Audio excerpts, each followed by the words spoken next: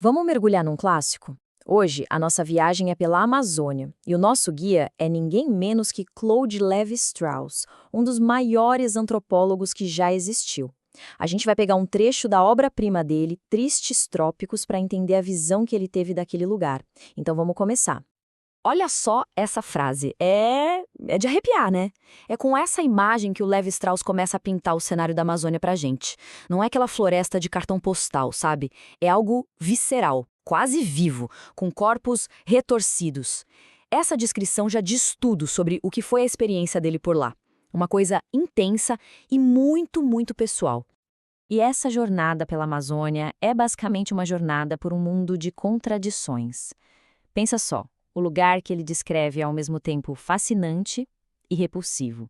Uma beleza que atrai, mas que também esconde uma ameaça o tempo todo. É esse o jogo de opostos que a gente vai ver. É exatamente essa sensação, uma sobrecarga total dos sentidos. O Levi-Strauss fala de um ambiente denso, pesado, onde a floresta parece estar pulsando, sabe? Cheia de formas que não fazem sentido e com essa sensação de perigo no ar.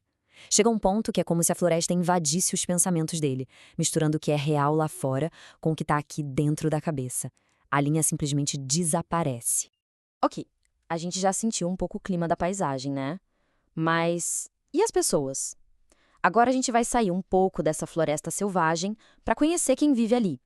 Vamos ver como é a vida real, o dia a dia dessa gente que mora nas margens de tudo. E tem jeito melhor de entender um povo do que pela comida? Acho que não, né? A dieta local é uma coisa fascinante. O Levi Strauss chega a falar em colossos de delícias. Imagina só, suco de mandioca fermentado por semanas, molhos com pimenta que ele descreve como aveludados. E aí, para mostrar bem o contraste da vida, nos dias de festa, o banquete era galinha com molho pardo.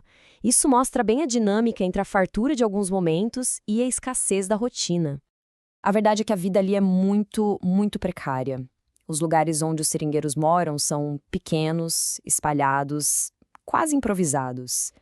A vida deles não segue o relógio que a gente conhece. O que dita o ritmo é a floresta. É o que ela dá, o que ela tira e, claro, as forças econômicas que vêm de muito longe e que decidem, por exemplo, quanto vale a borracha que eles coletam. Mas olha só, não é só da vida material que estamos falando. Existe uma outra camada ali. Um mundo invisível. Um mundo de mitos, de crenças, de magia que está totalmente entrelaçado com a vida real, com o dia a dia. E para entender como essa magia funciona na prática, dá uma olhada nesse ritual, a oração do sapo. Isso aqui não é só uma história, uma crença vaga. Não. É uma ferramenta, um jeito de agir sobre o mundo.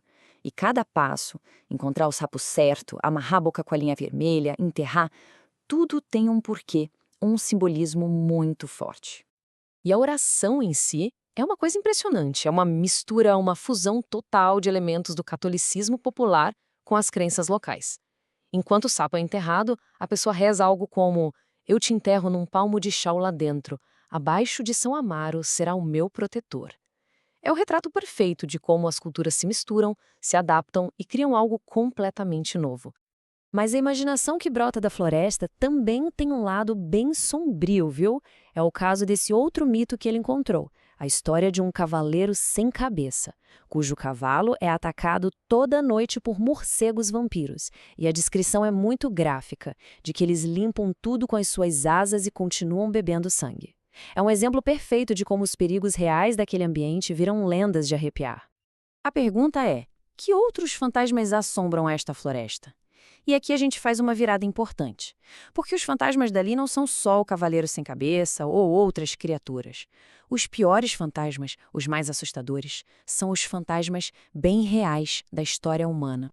Agora, a gente sai do mundo dos mitos e entra numa história real, que o Levi Strauss encontrou num jornal da época. É o relato de uma expedição de seringueiros que mostra de um jeito brutal a realidade da exploração humana na região. É um soco no estômago, um contraste absurdo com as lendas que a gente acabou de ver. E a linha do tempo dessa história é trágica. Olha só como tudo se conecta. O ano é 1920, o preço da borracha despenca. Por causa disso, um patrão recruta 50 homens para uma empreitada desesperada rio acima. Eles vão e o que encontram?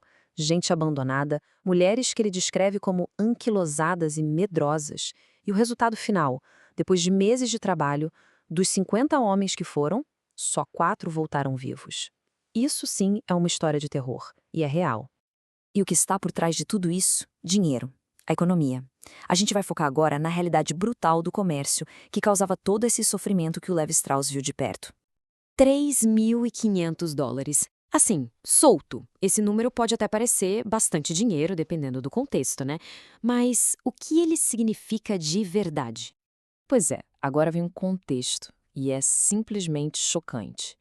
Esses $3.500 não era por pessoa, era o valor total, dividido entre 170 pessoas, por 60 dias de trabalho pesadíssimo na extração da borracha. É um nível de exploração que a gente mal consegue conceber hoje em dia. E é aí que o próprio Levi Strauss fecha com essa reflexão pesada. Ele deixa de ser só o antropólogo, o observador de fora, sabe? Ele se torna uma testemunha da agonia daquelas pessoas, do preço em vidas humanas que aquele comércio cobrava. É um momento de uma empatia imensa, um pesar que a gente sente na escrita dele. E a gente termina com essa pergunta, que eu acho que é o coração de Tristes Trópicos.